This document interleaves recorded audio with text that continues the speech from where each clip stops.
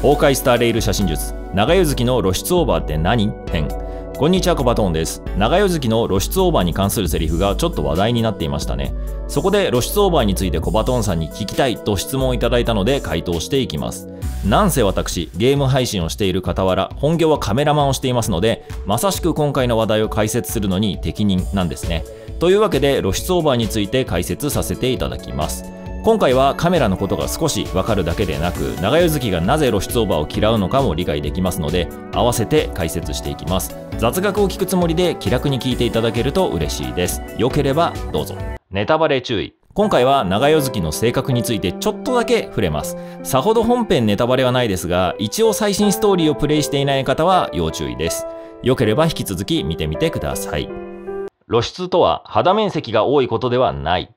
まず該当のセリフを聞いてみましょう。露出オーバーの写真は腐った果物みたいなものだよ。それがどんなに素敵でも結局は捨てるしかない。これが今回話題になっていたセリフですね。どうやら話をいろいろ調べてみたら面白いことが分かりました。どうやら露出と聞いて肌面積が大きい状態のことと捉えた人が結構な数いたみたいなんですね。確かに露出が激しい服なんて言い方をしますよね。わかる気がします。個人的には露出と聞いてあまりピンときている人がいないことが非常に興味深いというか趣深いと感じました。その理由について後々解説していきます。一般的には写真において露出オーバーと言われたら明るすぎる写真のことを指します。もう少し正確に言うと明るすぎるわけではなく光の量が多すぎると表現するのが正しいでしょう。どういうことなのかもう少し深掘っていきますね。写真の明るさを変える2つの方法。まずあなたも体験したことがあるところから話を始めましょう。ほとんどの人がスマートフォンで写真を撮ったことがあると思います。写真にも明るい写真や暗い写真がありますよね。自分で撮ってみると思ったような明るさにならないなんて経験もあるんじゃないでしょうか。スマートフォンではボタン一つで撮影ができてしまうため意識せずに明るさが調整されてしまいます。では具体的にどんな処理をして明るい写真や暗い写真になっているのでしょうか。写真の明るさを変える方法は2つあります。1つは撮影の段階で明るく撮ることです。これは先に具体例を見せた方が分かりやすいと思うので実際の写真をお見せしましょう。これは同じ場所で撮った写真です。加工で明るさを変えたりしたわけではありません。カメラの設定だけで明るくしたり暗くしたりしています。撮影した場所の明るさは変わらないのに写真に撮った時の明るさを調整することができるんですね。カメラは内部にあるセンサーに光を当てることで目の前の情景を画像にします。その時にカメラの設定をいじることでセンサーに当てる光の量をコントロールすることができるんですね。これが明るさを変える方法の1つ目です。もう一つの方法が現像と呼ばれる方法です。これは一度撮影した写真を後からデータ的にいじって明るさを変える方法。あなたもスマートフォンの写真加工アプリなどで明るさや色味をいじったことがあるんじゃないでしょうか。あれに近いものだと思ってくれると分かりやすいはずです。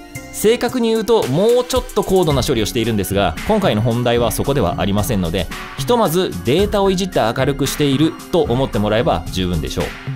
このように写真の明るさは撮影時の光の量、そして後から処理する方法の2つで決まります。実はあなたがスマートフォンで写真を撮るとき、この2つの調整を機械が勝手にやってくれているんですね。本来は別々の作業となっていて結構難しいことを覚えないといけない内容なんですが、スマートフォンはその辺を自動で計算してくれてとても扱いやすいものにしてくれているというわけです。方法は一つじゃダメなのか。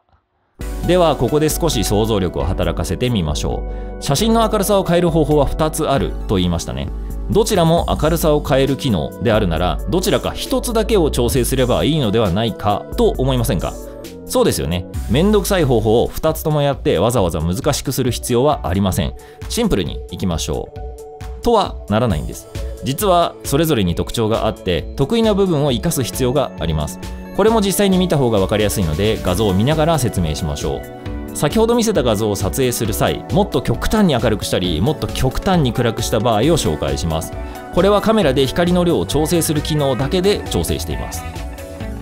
例えばこちらはめちゃくちゃ真っ白になっていますよね。では現像してみましょう。使うのはこういったアプリです。ライトルームといってフォトショップを出している会社が扱っているものですね。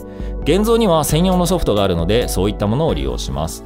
明るさが自由に変えられるなら、この状態からでも見やすい明るさに変えられるはずですよね。しかし実際に現像アプリで明るさを暗くしていってもこんな感じになっちゃうんです。確かに暗くなるところは暗くなった感じがしますよね。でも真っ白だったところは真っ白のままです。はい、なんとなく分かってきたかもしれませんね。ではより理解するために真っ暗な方もやってみましょう。こちらも先ほどと同じ環境で写真を撮っています。かなり暗いですよね。では同じように現像で明るさを上げてみましょう。はい、同じように真っ暗だったところは真っ黒なままです。明るくなっているところは確かに明るくなっていますが、なんだかバランスが変ですよね。とはいえ先ほどよりは割と見れる写真になっているんじゃないでしょうか。まさしくここに特徴があります。実は現像で動かせる明るさの幅には限界があるんです。そして撮影した時の明るさからずらせばずらすほど写真の見栄えは悪くなってしまいます。なので撮影の段階でいかに適切な光の量で撮影しておくかがとても重要と言えるんですね。露出とは光にさらすこと。ようやく本題のキーワードに入れます。長与月が言っている露出オーバーとは先ほど説明したカメラに取り込む光の量が多すぎる状態を指します。つまり真っ白なところが残ってしまった方の写真のことですね。ここで言葉の解説をしておくと、露出オーバーとは露出がオーバーしていることです。露出というのがカメラで設定する光の量のことです。そしてそれが多すぎるからオーバーしているよという表現で露出オーバーという言い回しを使います。なぜ露出なんていう言い方をするかというと、先ほども説明した通り、光を当てることで目の前の風景を画像にするセンサーがあるんですが、そこに当てる光の量をコントロールするのがカメラの仕事です。よくシャッターという言葉を聞いたことがあるんじゃないでしょうか。シャッターというのはそのセンサーの前を塞いでいる板のことです。このシャッターをどれぐらいの時間開けてどれぐらいセンサーを光にさらすのか、それが光の量を決める重要な一要素となっています。カメラに詳しい人であればシャッタースピードという単語も聞いたことがあるかもしれません。このシャッタースピードは光にさらしている長さを表すものなんですね。このシャッターが開いている間、センサーが光に対して露出します。だから露出というんですね。ちなみに今回の話題をツイッターで検索してみたところ、露出じゃなくて露光じゃないのかといった意見もちらほら見かけました。まあ正確なところどちらでもいいです。厳密に言えば使い方に差があるんですが、ほとんど同じ意味で使われる言葉ではありますね。露出オーバーと言われた時と露光オーバーと言われた時で、プロカメラマンの間で話の伝わり方に差があるのかと言われるとほとんどありません。ただプロの現場では一般的に露出オーバーという表現の方が多く使われている印象です。露光という言葉はどちらかといえば現像で使えます。これは昔フィルムで撮った写真を紙に焼き付ける際に使われていた概念に由来します。よく昔のドラマなんかで真っ赤な部屋で現像作業している風景を見ると思いますが、あれがまさしくその作業ですね。フィルムに写し取った画像を今度は光に対応する紙に対してもう一度光を当てて撮影と同じようなことをするんですね。この時紙に光を当てることを露光と言います。こちらではあまり露出という言葉は使いません。とはいえそもそもの原理や作業が非常に似ているため、正直どちらの単語で言われても通じます。また現在ではフィルムの現像はほとんどしません。基本的にデジタルカメラでの作業になりますから、ますます言葉のニュアンスは同じような感じになってきていますね。露光オーバーと言われても、明るく撮りすぎてしまったんだねとすぐに理解できるので問題はないでしょう。例えるなら長与月って呼ぶのと黒なのかって呼ばれるくらいの違いですね。厳密には正しい方は存在するけど、まあ何を指しているのかはわかるっていうような感じです。はい。適正露出と完成露出。ここまでの説明でカメラが取り込む光の量をコントロールしていることは理解できたと思います。次はその基準の話をしましょう。一応写真の世界では基準となる光の量が存在します。それを測る専門の機械も存在するんですね。それが露出計。この機械はその場にある光の量を測定することが可能です。この機械で測定した数値にカメラをセットして撮影を行えば、最も標準的な状態で撮影が行えるわけです。この最も最適な設定で露出を設定することを適正露出と言います。写真の明るさに正解が存在するのであれば、一応この適正露出がそれに該当するでしょう。しかしそれ以外の明るさでも OK だったりします。それが完成露出。完成とはセンスのことなので、明るく撮りたければ先ほどの適正露出よりも明るい設定にして撮影を行います。暗くシックに撮りたければ光の量を少なく取り込むようにカメラを設定するんですね。こうした感じで一応の正解はあるものの、比較的自由なものがカメラの設定となっています。そしてこの明るく撮る方法と暗く撮る方法には別の言い回しが存在します。それが露出オーバーと露出アンダーです。はい、ピンときましたよね。露出の量が適正露出よりも多くて、基準の明るさよりも明るい写真が露出オーバーというわけです。逆に暗いものが露出アンダーですね。ちなみに明るい写真をハイキー、暗い写真をローキーなんていうこともあります。カメラマン同士で写真を見ている時なんかは、結構ハイキーめに撮るんですね。僕は露出アンダーにしがちなんで新鮮です。みたいな会話をしたりもします。覚えておくとドヤ顔ができるので参考にしてみてください。ちなみに空気を読んで自慢しないと怪我をするので注意しましょう。用法用量はお守りください。露出オーバーは救えない。では露出についてざっくり理解ができたところで、長与月の発言にもう一度注目してみましょう。腐った果実という表現がされていますね。よく果物は腐る直前が美味しいといった表現がされます。実際熟成が進むと糖度が上がるため美味しくなるものは多いでしょう。しかし熟しすぎてしまうと腐ってしまいます。写真もこれにかなり近いんですね。日本人はハイキーな写真を好む傾向にあります。なんとなくエモい感じで撮れたりしますし、空気感みたいなものが感じられたりしますよね。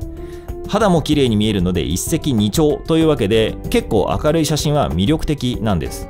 ただこれには致命的な弱点があります。情報がなくなってしまうのです。先ほどの現像で明るさを変える様子をもう一度見てみましょう。露出アンダーな写真の場合はそれなりに見られる写真になりましたよね。真っ黒に見えていた部分も結構写っていることがわかります。しかし明るすぎる写真は暗くしても何も出てきません。つまり何も写っていないんです。これを写真業界の一部では情報がないと言ったりします。ちなみにこれは一般的な用語ではない気がします。僕が育った環境や流派ではよく使っていましたが、他の界隈では聞いたことがあまりありません。とはいえ状態を正確に表している単語だなと思うので紹介しました。実際に明るすぎる写真を撮ってしまうと、そこには後からの処理でどうにかするためのデータがない、つまり情報がないですね。この情報という言葉には質感といったニュアンスも含まれます。例えばこれは僕が写真撮影の時に背景として使っている白い板なんですが、よく見るとみかんの皮みたいなエンボス地になっていることがわかりますよね。写真を見ただけでもどんな手触りなのか想像することができると思います。しかし明るすぎる撮影をしてしまうとこうなります。真っ白でなんかどんな質感かさっぱりじゃないですか。こんな感じで質感が失われてしまうことも情報がなくなるという言葉には含まれます。一方アンダー目に撮影した写真では情報がなくなることがほとんどありません。明るくしても結構粘ってくれるんですね。もちろん限度はあって暗すぎると真っ黒に塗りつぶされた状態になってしまい、これも情報がない状態となってしまいます。そうなんですが明るすぎるよりは暗い方がかなり救える状態と言えるんです。なのでプロの現場でも困ったら暗めに撮っておくことをよく行います。せっかくなんで分かりやすい例を一つ教えますね。ぜひやってみてください。青空を出したいなら暗めに撮影すべし。日常的な写真で最もよく使うパターンが青空を撮りたいケースです。特に被写体の後ろに青空が広がっているような絵柄で撮影したいことってありますよね。こんな場合によく使えます。この写真においては被写体である箱の後ろに太陽があります。つまりよく言うところの逆光になっているわけです。この状態で箱の正面が綺麗に見える明るさで撮影するとこうなります。確かに箱の正面はめちゃくちゃ綺麗に見えますよね。ただ後ろの空はなんだか白茶けていませんか？そうなんです。実は完全に白飛びはしていないものの露出オーバー気味で撮影すると色味もスカスカしがちなんですね。なので逆に暗く撮影します。画面上ではこのように見えるくらいまで暗く撮影するんですね。本当に大丈夫かって気分になるでしょう。しかしちゃんと現像で処理を行ってあげるとこうなります。どうですか？ちゃんと空の青さが先ほどよりも出ていますよね。比べてみるとこんな感じです。こんな感じで画面の中に明るすぎる部分ができてしまう場合、あえてそちらに合わせて暗く撮影するっていう手法もあるんですね。ちなみに iPhone で撮影すると空がめちゃくちゃ綺麗に出ます。これは iPhone は自動的にこの撮影方法と現像を行ってくれているだけでなく、 iPhone が独自の処理をして空が綺麗に出るような感じにカスタマイズしてくれているんですね。とっても優秀です。まとめ、長与月が露出オーバーを嫌う理由。長与月は記憶と忘却にとてもこだわるキャラクターです。そして今回のストーリーでも写真を残すことの意味に触れました。つまり美月なのかや長代月にとって写真によって残る記憶はとても大切でこだわりのあるものなんですね。そんな彼女にとって露出オーバーで撮影してしまうことは記憶が残らないことになってしまうのではないかと思います。また彼女たちはどちらも撮影好きですよね。開拓者に撮影方法を注文したりする描写もあるくらいにはこだわりがあるみたいなんで、撮影者のこだわりとしても避けたいんじゃないかなと同じ写真好きとしては感じましたね。という感じです。はい、いかがでしょうか。露出という言葉が通じなくなっている背景にはカメラがめちゃくちゃ便利になったおかげでそれを意識しないでも撮影できるようになった今の環境が影響しているんです。それも面白いポイントでしたよね。そして露出オーバーになってしまうと写真は情報がなくなってしまいます。だからこそ記憶を大切にする長代月としては受け入れがたい撮影ミスと捉えているのではないかと思います。今回はカメラマンとしていろいろ説明させていただきましたが、良ければいつも通りあなたが崩壊スターレリを楽しむための一助として参考まで。